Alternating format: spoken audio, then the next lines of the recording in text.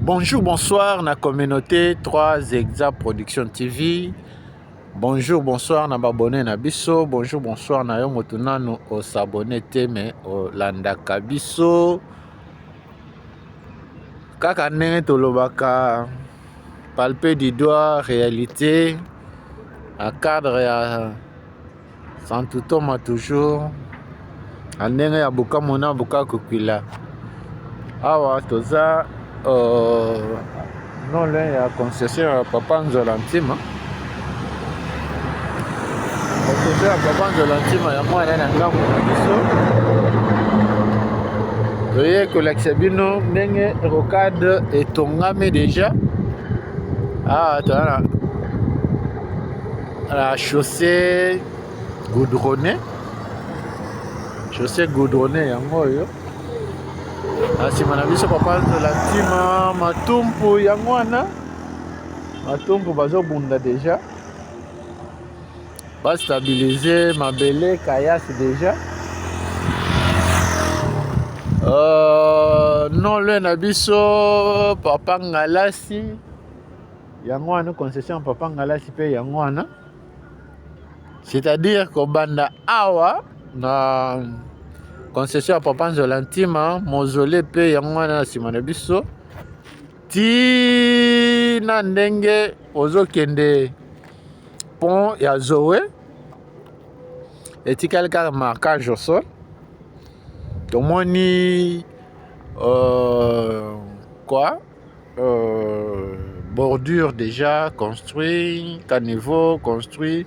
Tomoni kutu basali curage.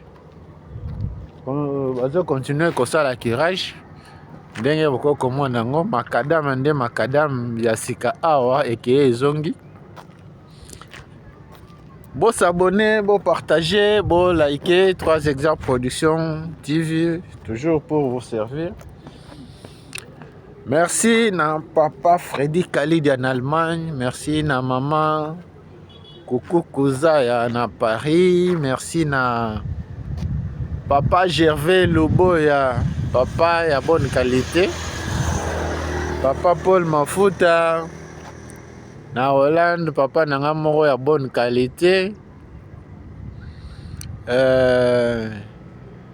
Maman Tema Madoukou depuis Paris, maman moko ya bonne qualité. Tobosa nina ni tobosa mave lutete matumpu yango wana misala ezo continuer na matumpu. Bazo stabiliser déjà mabele. Bazo stabiliser mabele.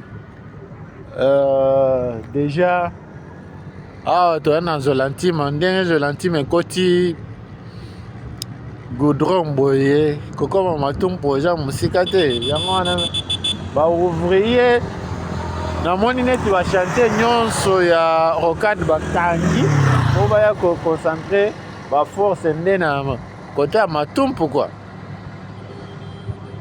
Merci na bino nyonso. Merci na Maman Jolie Ngumbu, Maman Jolie Ngumbu na Paris. Maman nanga moko ya bonne qualité. Merci pour notre soutien, merci pour notre attention. Malgré botiki bisote 3 Exa toujours pour nako laksabino nini ezo salema na ville ya Kinshasa, nini ezo salema awa na rocade. Oza na besoin information ya rocade benga 3 Exa Production TV numéro yango wana eza affiché chaîne moko ya bonne qualité.